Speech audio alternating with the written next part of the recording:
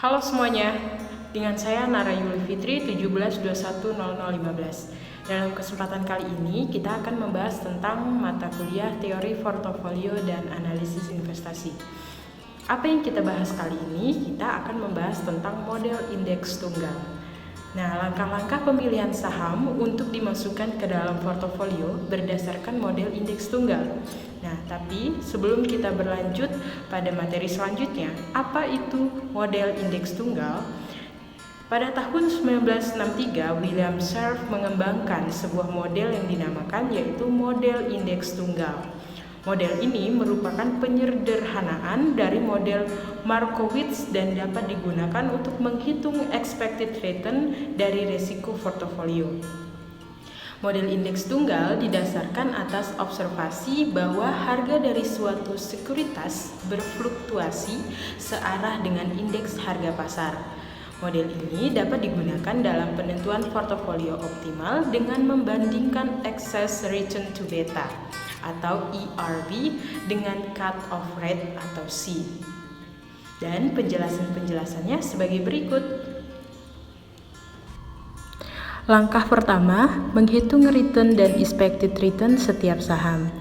Stock return adalah tingkat pengembalian saham dalam investasi melalui sebuah portofolio, sedangkan expected stock return merupakan pengembalian yang diekspektasikan akan diperoleh oleh investor di masa depan.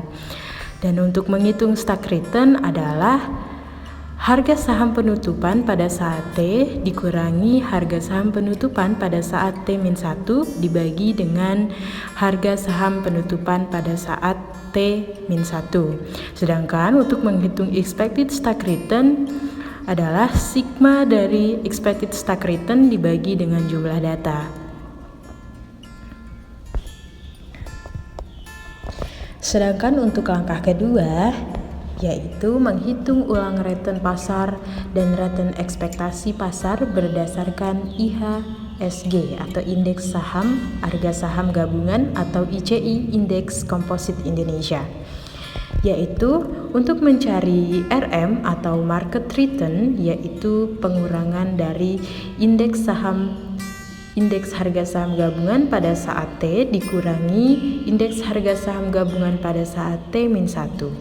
Lalu dibagi dengan indeks harga saham gabungan pada saat T-1.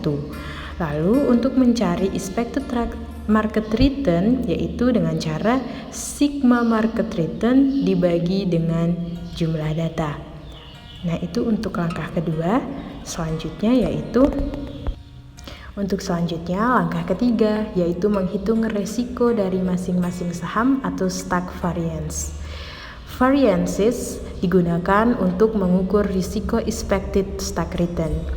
Risiko ini dapat didefinisikan sebagai sebuah penyimpangan dari realisasi pengembalian dengan hasil yang diharapkan. Dan rumusnya yaitu untuk mencari varian saham, sigma dari stock return dikurangi expected stock return lalu dibagi dengan jumlah data. Kemudian untuk mencari standar deviasi saham yaitu sangat mudah, yaitu dengan cara mengakarkan varian saham. Untuk tahap keempat, menghitung resiko pasar atau varians pasar, yaitu dengan cara varian pasar sama dengan sigma return pasar dikurangi expected return pasar dibagi dengan jumlah data. Kemudian untuk mencari deviasi standar pasar yaitu dengan cara sangat mudah mengakarkan varians pasar. Nah, itu tadi adalah tahap keempat. Kemudian untuk tahap kelima, menghitung alfa dan beta untuk masing-masing saham.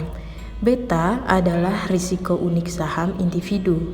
Menghitung kemiringan stok direalisasikan return dengan market realisasi return atau IHSG atau ICI dalam sebuah periode tertentu. Beta digunakan untuk menghitung excess return to beta atau ERB, dan B diperlukan untuk menghitung cut-off point atau C. Itu tadi adalah tahap kelima, yaitu menghitung alfa dan beta masing-masing. Lalu rumusnya adalah menghitung alfa dan beta untuk masing-masing saham, yaitu dengan cara expected return saham dikurang dengan beta dikali expected return pasar. Kemudian untuk mencari covariance saham dibagi dengan variance pasar. Itu adalah rumus untuk mencari alfa. Kemudian untuk tahap ke-6 menghitung variance residual. Rumus menghitung variance residual yaitu dengan cara variance residual sama dengan beta kuadrat dikali variance pasar ditambah dengan variance saham. Selanjutnya yaitu tahap ke-7, excess return to beta. Berarti mengukur kelebihan return relatif terhadap satu unit risiko yang tidak dapat diverifikasikan yang diukur dengan beta, yaitu menurut Jogianto tahun 2014 dengan rumus IRB I sama dengan expected return saham dikurangi dengan return aktiva bebas risiko dibagi dengan beta saham. Kemudian selanjutnya yaitu tahap ke-8 menghitung A dan B. A dan B digunakan untuk menemukan cut-off rate atau C perhitungan untuk nilai A dan B sebagai berikut. AI sama dengan expected return saham I dikurangi return aktiva bebas risiko lalu dikali dengan beta saham I dibagi dengan variances.